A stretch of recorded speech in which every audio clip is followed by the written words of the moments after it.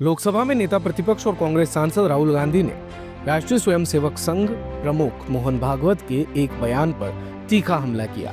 राहुल गांधी ने मोहन भागवत के बयान को देशद्रोह बताते हुए कहा कि भागवत का ये कहना है कि संविधान अमान्य है और 1947 में भारत को स्वतंत्रता नहीं मिली, भारतीय जनता के लिए गहरा अपमान है। उन्होंने कहा ये बयान देशद्रोह है और ये दर्शाता है कि वो सार्वजनिक रूप से ऐसी बातें कहने का साहस रखते हैं। अगर ये किसी अन्य देश में हुआ होता तो उन पर कार्रवाई की जाती। राहुल ने आगे ये भी कहा कि इस तरह के बयानों को अब और बर्दाश्त नहीं किया जाना चाहिए और इसे बार बार दोहराए जाने का सिलसिला रुकना चाहिए। आपको बता दें कि आज पूरे दिन भर इस बयान को लेकर के चर्चा गर्म रही। राजनीतिक गलियारों में अलग अलग बयान सामने आए। केंद्रीय वित्त मंत्री निर्मला सीतारमण ने राहुल गांधी के बयान पर प्रतिक्रिया देते हुए कहा कि जो नेता संविधान की शपथ लेते हुए लोकसभा में बैठते हैं वही अगर भारतीय राज्य के खिलाफ बयान देने लगे तो ये चिंताजनक है। उन्होंने राहुल गांधी के बयान को खारिज करते हुए कहा कि ये बयान देश की अखंडता के खिलाफ है। दिल्ली बीजेपी के प्रवक्ता गौरव भाटिया ने भी राहुल गांधी के बयान पर तीखा हमला किया। उन्होंने कहा राहुल गांधी ने भारत की अखंडता की शपथ ली थी और अब वो उसी भारत से लड़ने की बात कर रहे हैं। ये देशद्रोही बयान है। भाटिया ने राहुल गांधी पर निशाना साधते हुए ये भी कहा कि वो ऐसे लोगों के साथ मंच साझा करते हैं जो देश के खिलाफ है। भारतीय जनता पार्टी के अध्यक्ष जेपी नड्डा ने भी राहुल गांधी के बयान पर तीखी प्रतिक्रिया दी।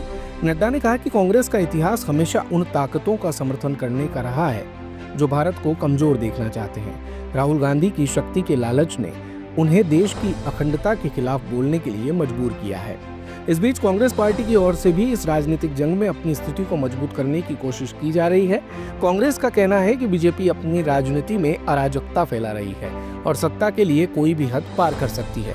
दिल्ली के चुनावी माहौल में कांग्रेस अपने कदम जमाने के लिए पूरी तरह तैयार है और बीजेपी को कड़ी टक्कर देने का दावा कर रही है। आपको बता दें कि राहुल गांधी का ये बयान आज कांग्रेस के नए मुख्यालय के उद्घाटन अवसर पर सामने आया था।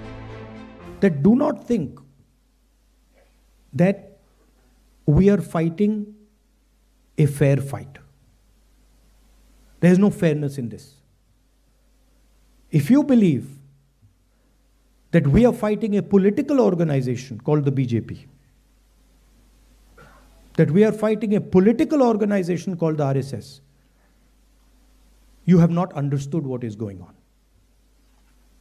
The BJP and the RSS have captured every single institution of our country.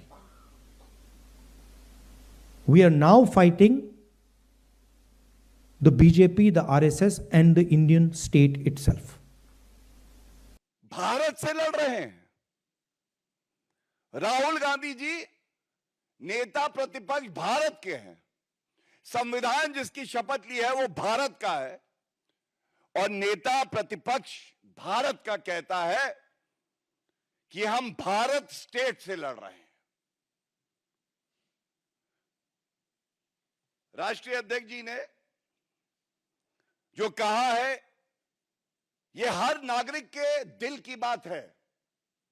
And I am quoting now, hidden no more. Congress's ugly truth now stands exposed by their own leader. I compliment is hashtagged Mr. Rahul Gandhi for saying clearly what the nation knows, that he is fighting the Indian state. It is not a secret that Mr. Gandhi and his ecosystem have close links with urban Naxals and the deep state who want to defame, demean and discredit India. His repeated actions have also strengthened this belief.